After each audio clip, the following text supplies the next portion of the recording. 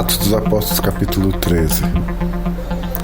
Na igreja que estava em Antioquia, havia alguns profetas e doutores, a saber, Barnabé e Simeão, chamado Níger, e Lúcio Cirineu, Manaém, que fora criado com Herodes, o tetrarca, e Saulo.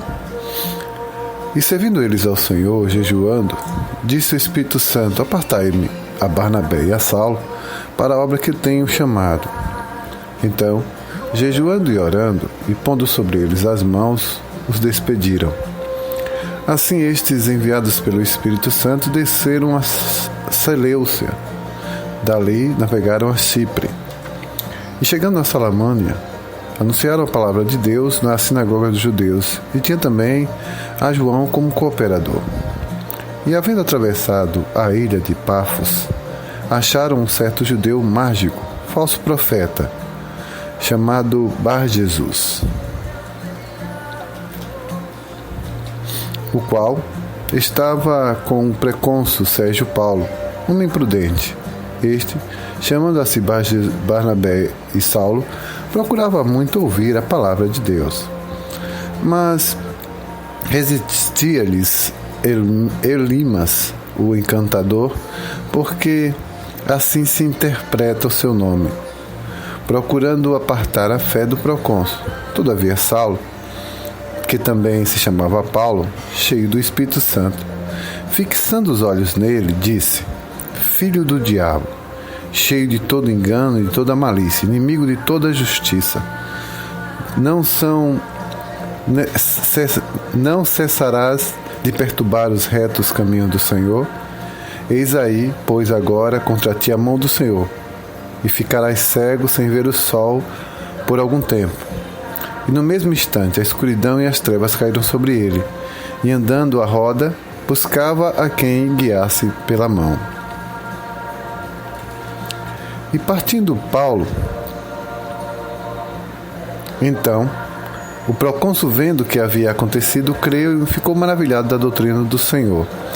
E partindo de Pafos, Paulo e os que estavam com ele chegaram a Perge, na Panfilha. Mas João, apartando-se deles, voltou a Jerusalém. E lhe saindo de Perge, chegaram a Antioquia, na Pisídia, e, entrando na sinagoga no dia de sábado, assentaram-se. Depois da lição da lei e dos profetas, lhes mandaram dizer os principais da sinagoga: homens e irmãos, se tem alguma palavra de consolação para o povo, falai. E levantando-se Paulo, pedindo silêncio com a mão, disse: homens israelitas, e os que temei a Deus, ouvi. O Deus deste povo de Israel escolheu nossos pais e exaltou o povo, sendo eles estrangeiros na terra do Egito, e com braço poderoso o tirou dela.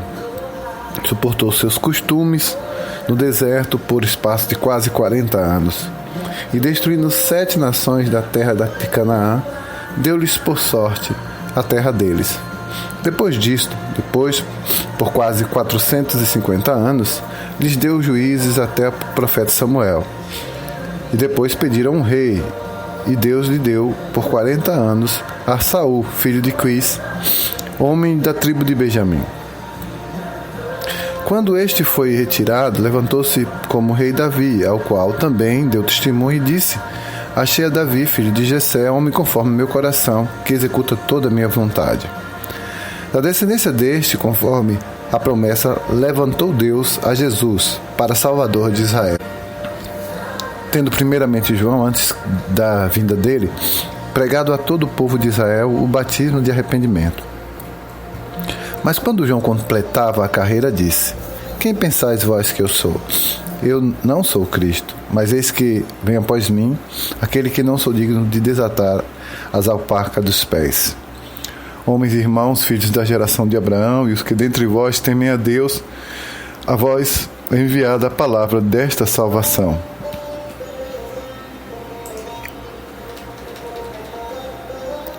Por por não terem conhecido a este, os que habitavam em Jerusalém, e os príncipes condenaram-no, cumprindo assim as vozes dos profetas que leem todos os sábados. E embora não achassem nenhuma causa de morte, pediram a Pilatos que fosse morto.